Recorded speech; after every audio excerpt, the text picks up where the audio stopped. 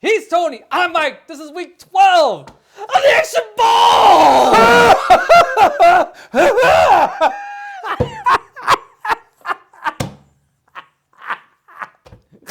Do another one. No.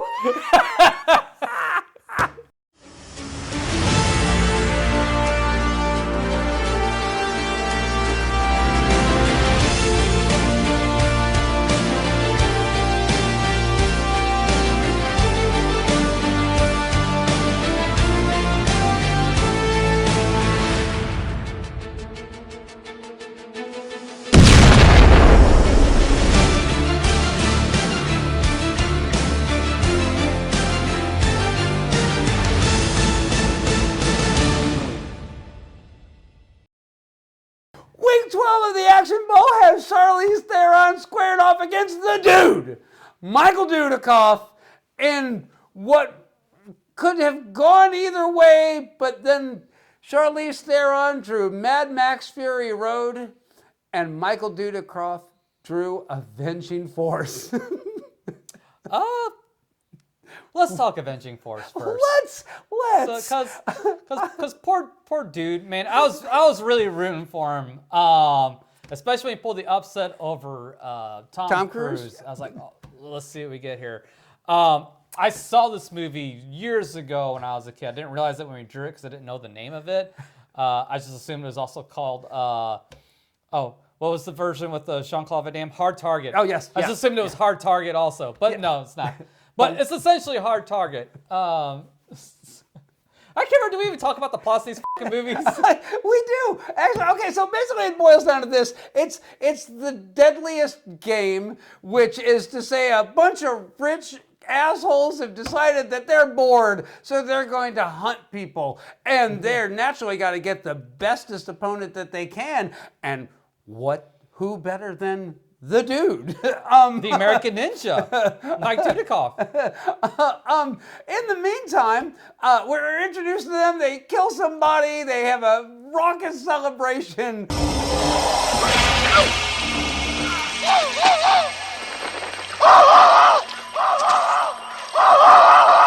You boys owe me $50,000, I believe.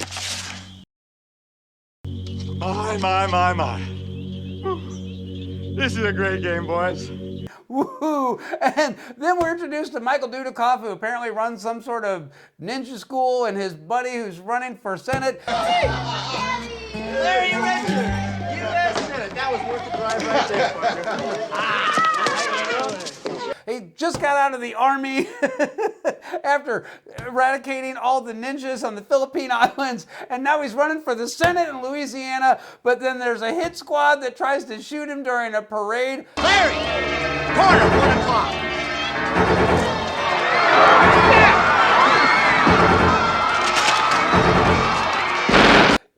You might want to pick a better time, but just saying. And naturally, Michael Dudikoff snaps into action and ninjas his way to saving them all.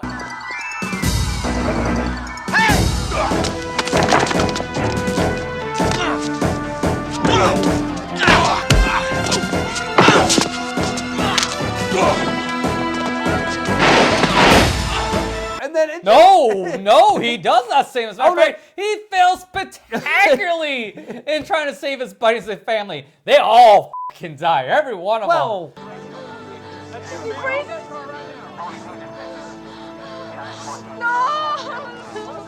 You must pray, boys.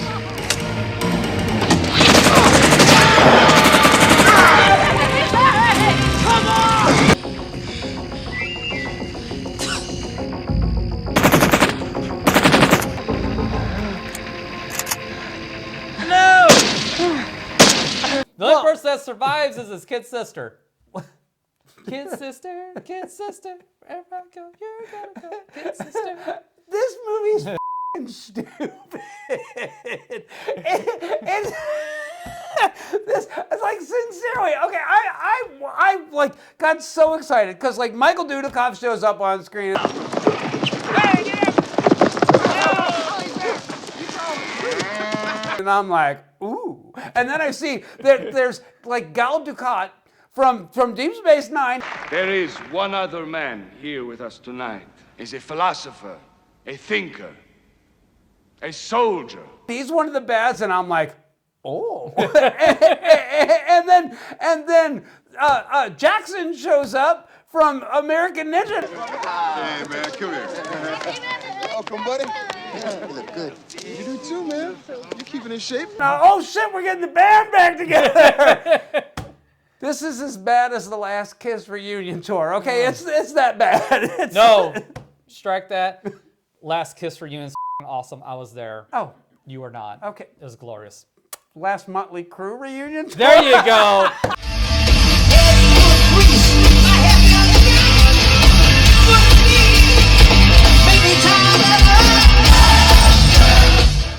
There you go. Now you're talking. All right, so but Throw that fat bastard up here.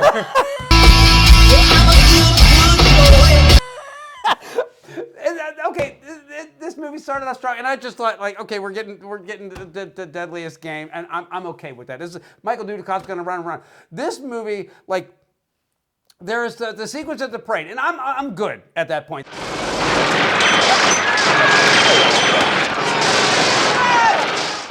The whole parade sequence, and then he's like running down the one guy, the assassin, because he already kicked the crap out of the guy with the baby stroller, with the chock full of machine guns. I loved all that. I was in. I was like on the edge of my seat. I only needed the edge. and then like the one kid gets shot, and then they go to the hospital, and like that whole thing, like, we gotta escort him back. I'm thinking, okay, this is a senatorial candidate. There should be some more security. I mean, I realize that Michael Dudikoff is a one-man army.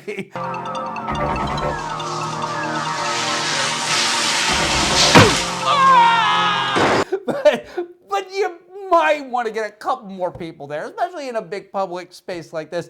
But then they have to like do the intro with the bad guys, and they do like the whole, kendo wood boken sword fighting scene in there, and then like the big bad has to go on this big racist rant. More than 20 million Mexicans live in the states of California, Texas, and Arizona. And what happens when they all decide that they too want to join the People's Republic of Mexico?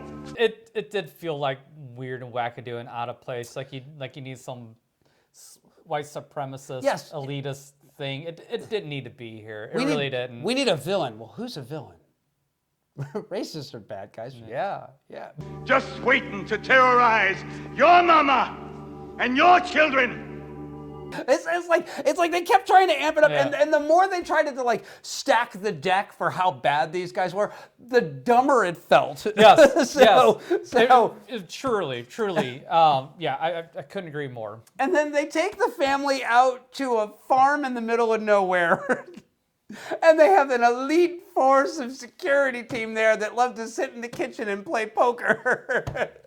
It's nice to know that they're on the job. And our four bad villains, they like show up and like quietly assassinate everybody. And no one realizes what's going on. And it led to some of the most unintentionally hilarious shit I have ever seen in my life. Oh my God, I cracked up so hard in scenes I'm not supposed to laugh to. I should not laugh at these things that are happening to these poor people, but I could not help it. I was cracking the up.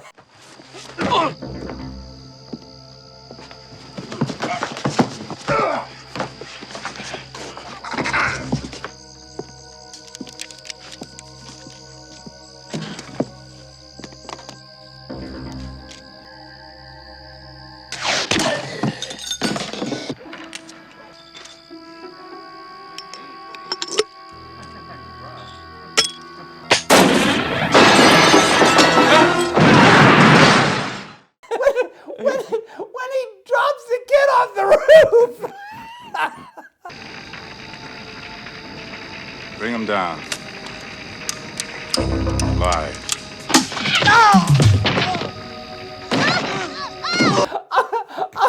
I had to stop the movie. I was laughing so uncontrollably at that. It is spectacularly bad. Yes. And then they take his sister and they take her off to the bayou, and they're like, if you want to see your sister alive again, you got to come here. And it turns out that they're auctioning the sister off. We are going to auction her off to the highest bidder tonight at midnight. For $500, you might have the first bite of her cherry.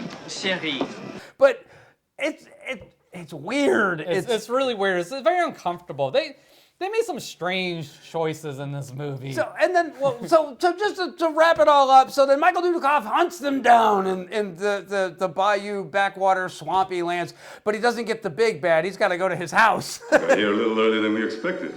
We have a little unfinished business to take care of. Let's go up to the Great Hall. The dude delivers, where he then has a house full of guests where they're all sitting around and having rich people discussions about rich people things. So let Hitler take care of the goddamn commie sons of vision. We have the chance. What a different world it'll be today, eh? Yeah, I agree. Terror will succeed unless opposed with equal terror.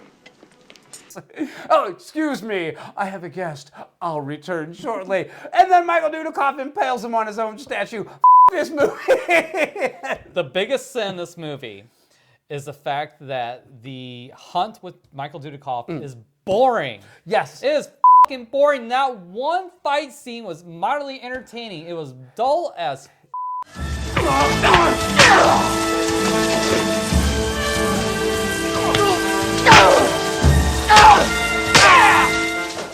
It almost was like they were shooting it in a swamp and they couldn't be bothered to actually clear out and make a safe area for them to perform all the stunts and fights. So they're just like, you know what? Don't move too far to the left or the right. Don't do this. Don't do that. Because you might get like impaled on one of the giant tree roots that's sticking up everywhere. So respect, but no. It was not properly planned out at all. It's a shame. The other boring part of this is when they go to the port, when they're at the docks, and they're climbing up on like all of the infrastructure, of all the machinery and all that. And you could tell that they obviously were doing it for real, but you could also tell that they didn't know what they were doing because they're moving really slow and making sure that they're safely holding on to stuff while they're hunting down the bad. It's bad. It's not entertaining bad. It started off with such promise, and then it just nosedived so hard. And while there's some hilariously bad parts in this movie, I'm just gonna say that I was really disappointed. I was feeling a little sad when this was all over with. Not just because we lost a ninja and a senator. No, and again, it starts off with such promise. I mean, having Michael Dudikoff, the American Ninja, get hunted in a swamp should be fucking gold. I mean, it should, like this should have been like a 7, 8, possibly 9 in entertainment. Yeah. It was dude.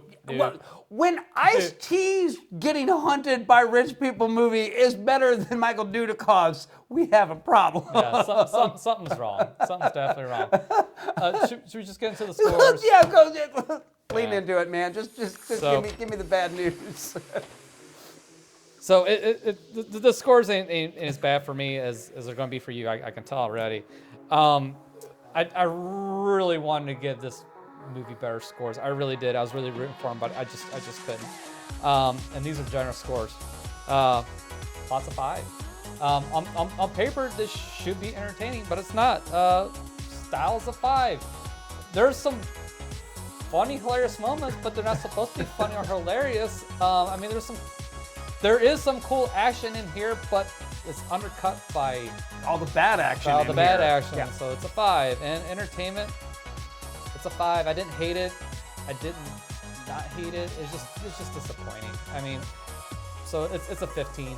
And again, I think that's generous. It is. Here come the real scores.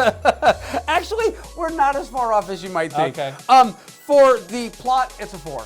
Because we've seen this plot a million times before. And it was interesting that they would inject Jackson back into it and he's running for Senate. And they could have done something interesting with that. They just didn't. They couldn't be bothered. So for the style, it's 5.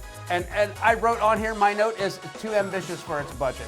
Because very obviously they had an idea. They knew what they wanted to do on this one, but because they couldn't properly do it safely, they did it poorly. And that leads to so many bad action sequences in here.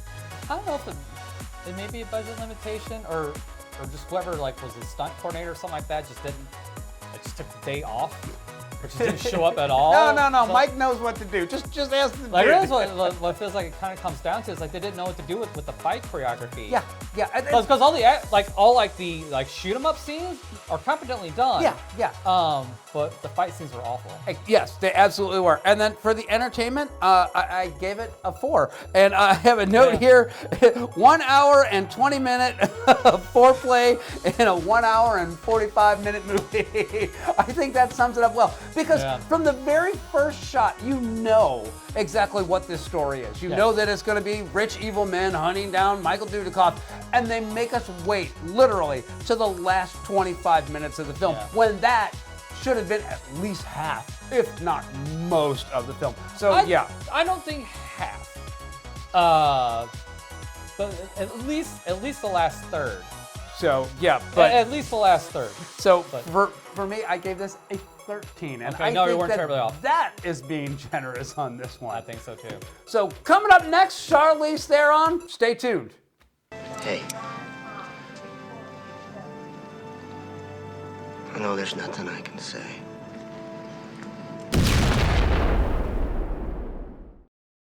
So week 12, Charlize Theron, and she had the good or bad fortune of drawing Mad Max Fury Road.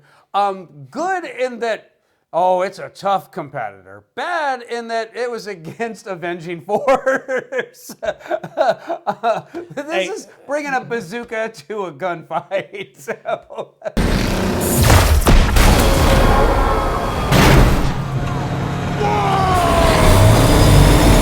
But we didn't know until we showed up to the fight. That's true. That's true. The plot in this one's is really super simple. Charlize Theron smuggles away the wives of Immortan Joe to find paradise, only to find out that paradise don't exist. You got to go back and make your own paradise. Back? Yeah. I thought you weren't insane anymore. What are they saying? He wants to go back from where they came. Citadel. What's there to find at the Citadel? Green. And that's brilliant. That's beautiful. That's well done. Hell, I couldn't have said it better myself. And that's it. That's the plot. There's a lot of driving and chasing and blowing up, and it's beautiful. It's beautiful. It is beautiful in that regard. In that everything you're seeing on scene is very well set up and photographed or filmed. The cinematography is gorgeous. The vehicles are cool. I think they're a little too cool.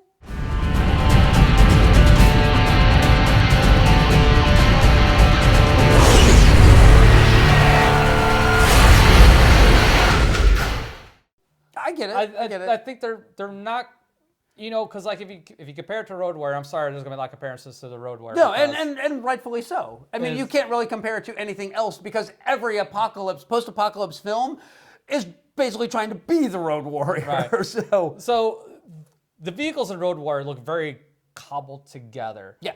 This one you can tell somebody's like, oh, we got a budget. Oh, we can make some really cool shit. And don't get me wrong, there's some cool kick-ass vehicles in here. Yeah, the war rig is amazing looking. Yeah. But it's like you can tell they had money, and you can tell that this stuff was like over-engineered. And just like, so it kind of detracts from that post-apocalyptic feeling a little bit. It also sucks too that the interceptor is like destroyed like in the first 30 seconds of the movie.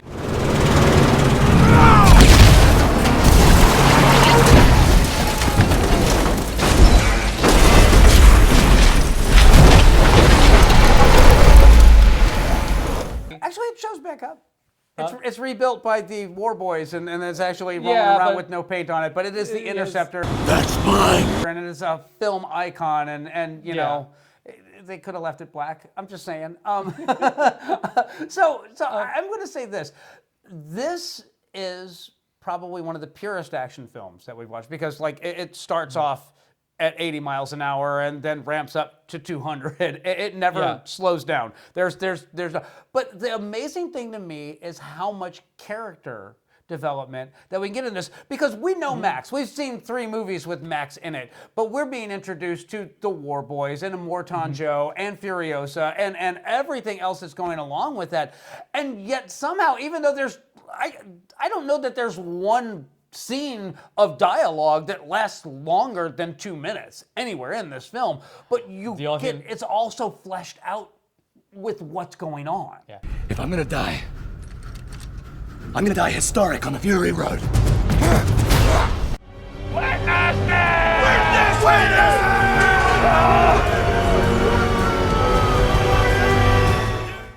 I think the only scene where that really there's more than a little bit of dialogue is where they meet up with the old ladies out in the middle of the desert. They have a name. I don't remember what that name is, but I love that about it. I love the fact that the mythology of this. Annihilated. You will ride eternal, shiny and chrome. So you can tell that when they developed the mythology, especially for Immortan Joe and the War Boys, you can tell that there's a ton of shit that somebody cooked up that was never on screen, but it's there because it informs the performance of all the characters. And I mean the whole like riding shiny and chrome into Valhalla and you know Witness Me and all that. It's so spectacularly done. There's 2 scenes in here that I don't much care for, and one of them is the big giant dust storm.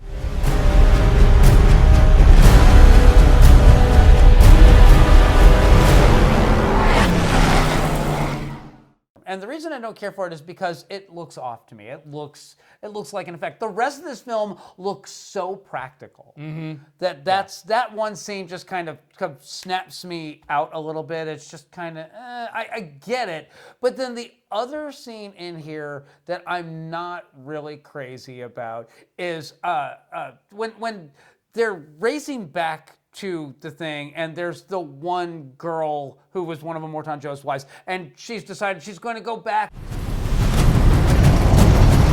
Rick Take me!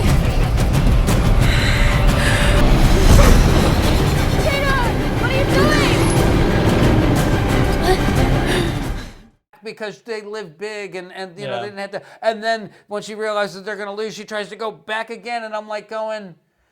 That was I understand the characterization. I understand the characterization. She didn't give a shit whose dime she was living on as long as it wasn't hers, and she lived well. That was I get that, but I didn't care for how it was actually realized, and that's like the tiniest of nitpicks on this one. All the characters, I realize that, like you're saying, the vehicles looked a little over-designed, and I'm thinking, okay, as opposed to when you watch The Road Warrior, they're a little outpost in the middle of nowhere that's just everything is kind of cobbled together. Immortan Joe's domain is a lot more established. It's got the support of 2 other domains that are run by his brothers. And I know all this, not because I've watched the movie a million times, but because it's so cleverly established in this film. And then...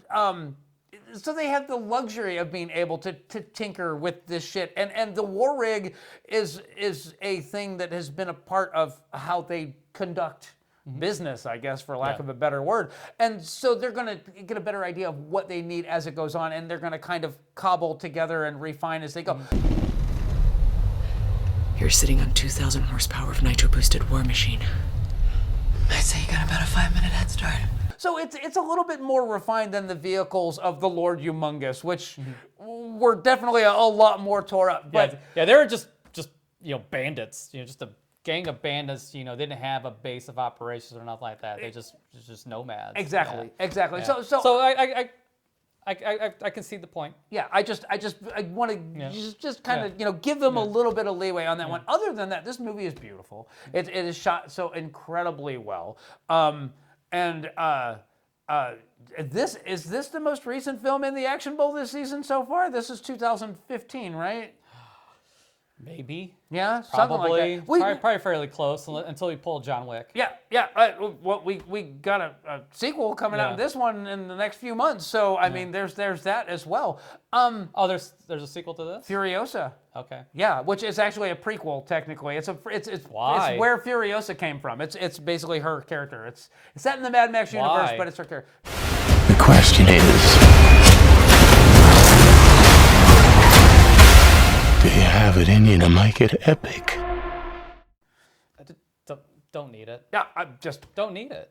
Just don't need it. Tell another Mad Max story because he's just a legend anyway. He's a folktale. And I say this, and I'll continue to say this, that he's just a plot device to tell the story of these poor people in this world. That's almost exactly how I would explain him. So yeah, I mean, he is the High Plains Drifter. Yeah.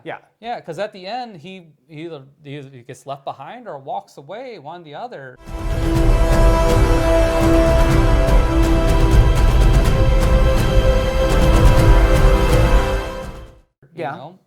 And that's the story. So there's no point in doing Furiosa's story. You've seen it. You know how it ends. It doesn't matter what the beginning is. How are you going to really improve on this? I don't know. Prequels are always dangerous because if you don't get it right, you kill what came after it. Exactly. No, just well, I mean, it's too late now. You're going to do it, but shame on you. But sorry. So, well, I'll reserve judgment until I actually see the film. But that all being said, I know you. Well, I don't want to get discouraged yet because I'm going to talk about what I like and what I don't like about this movie. I was actually just going to ask you. I love this film, and I know that you have issues with this film, so I want to hear them because you probably haven't watched it since you saw it at my place. Exactly, and then those are facts. So my thoughts still stand on this, although I'm not going to judge as harsh as I probably would have initially. Because while the plot is still razor thin, I mean, I described the plot in 2 sentences. But the building of the world, like you said, the time they spent in pre-production to develop this world really does shine through in the actions and stuff. None of it's really explained very much at all. You get like a sentence or two of exposition here and there, or clues thrown out here and there, but everything else is like they're unfolded for you to see and to realize. So kudos to them for that. There is some really good character development in there as well. You really get to see who Furiosa is. You get to see a different side of Max. I am so sorry. I know. Max. My name is Max.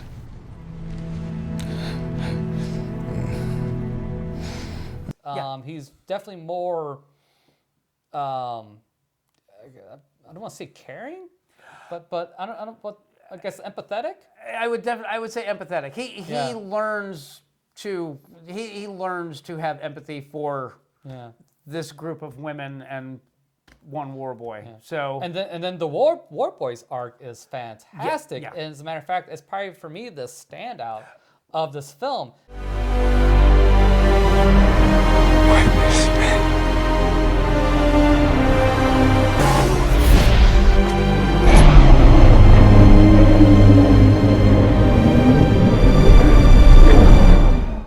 And it's a shame that Nicholas Hoult doesn't get the much attention as he deserves. Everybody's like, oh, Furiosa. Don't get me wrong. Charlize Theron in this role is great.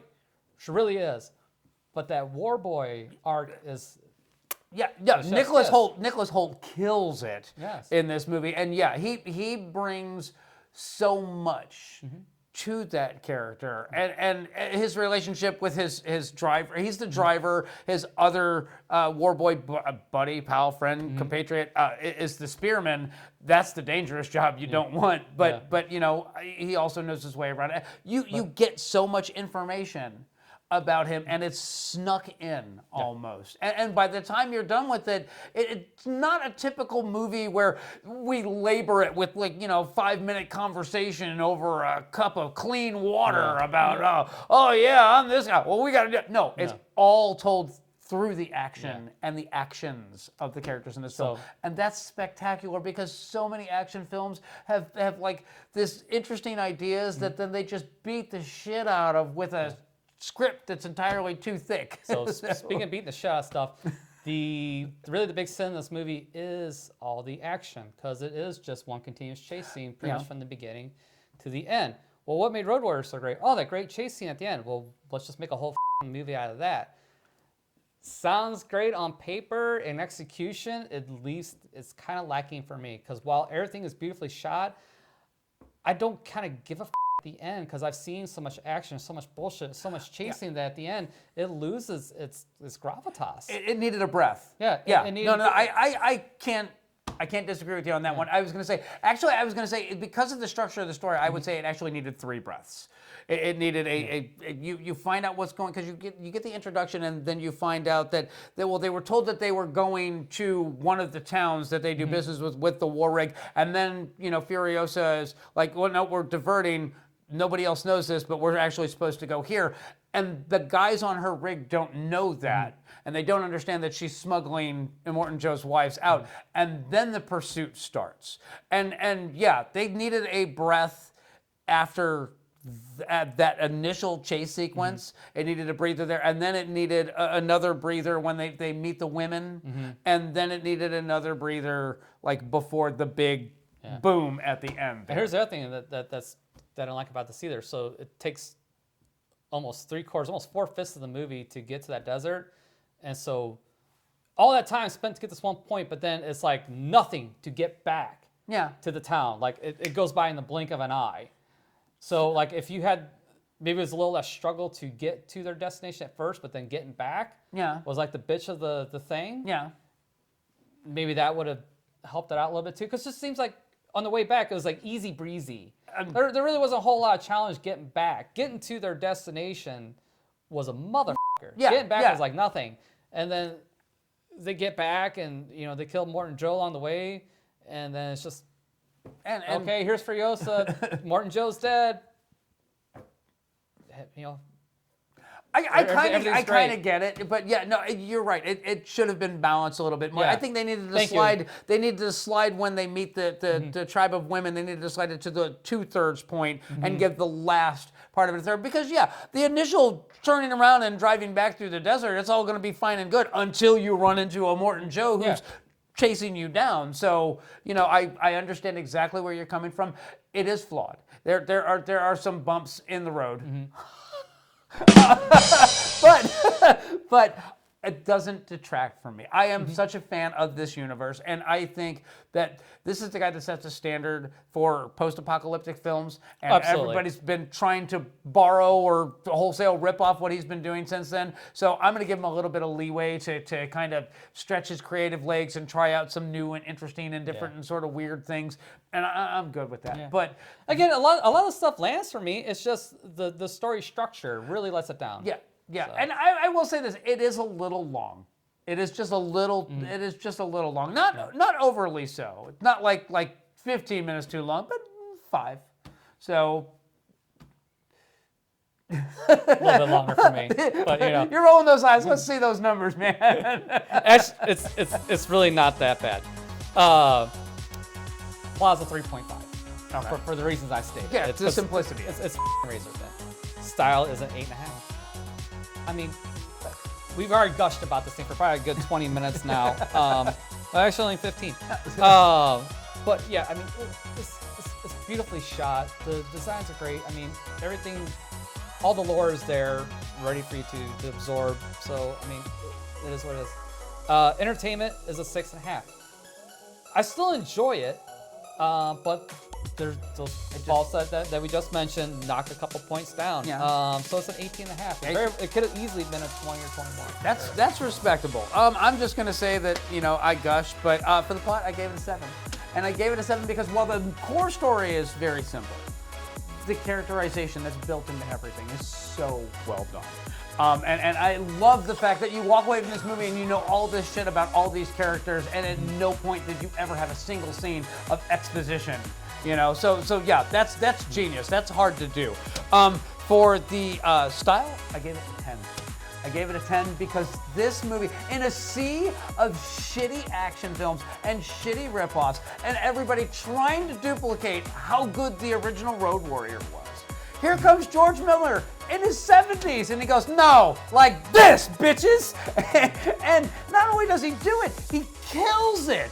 He completely kills it. So yeah, 10. This is as good as it gets as far as style goes. And for the entertainment, I gave it a 9.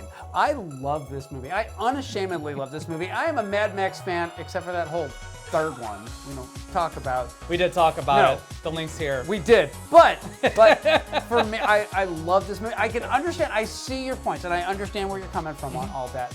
But it doesn't make me love this film any less. So for me, understand. It's a 26. So Fair enough. Coming up next, our results. Ooh. Stay tuned. Don't breathe.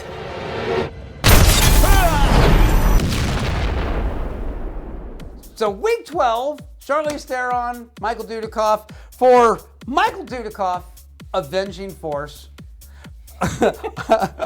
You scored it a 15, I scored it a 13, so that gives us an average score of 14, and then Mike decided to make the math complicated. So for Charlize Theron, Mad Max Fury Road, I scored it at 26, you scored it at 18.5 for an average score of 22.25, because why the hell not? So Charlize Theron moves on into the finals, and any parting words for Mr. Dudikoff? I really wanted better from you, but I really don't know what to say. I'll let you throw the one-liner out there. Alas, I'm sorry to say, you'll never know. He was the dude. Dearly departed, we are gathered here today to watch the American Ninja go down hard. So that's it for Michael Dudikoff. Charlize Theron is moving on. We are going to be drawing our films for the first round of the final. Stay tuned. That one. That's what I meant to say. So the first round of the finals, Milla Jovovich against Jet Li. Mike, who you want to draw for? I'll draw for Jet Li. All right. So, Jet Li. I don't even remember what he's got in here, but we'll find out. Let's see here. Oh, good draw. Hero. This is a solid draw. Yes. This could make things very complicated for Ms. Jovovich. I may have some complex feelings about this one, to be perfectly honest with you, because I unashamedly, I love this movie. I have seen it multiple times. I haven't watched it recently. I'll score as fairly as I'm capable of doing, but I'm just gonna say, like this is top shelf stuff. So let's find out what my girls bring to the table. Uh-oh. It's okay. She's just coming unglued. She's coming undone, as Duran Duran would say.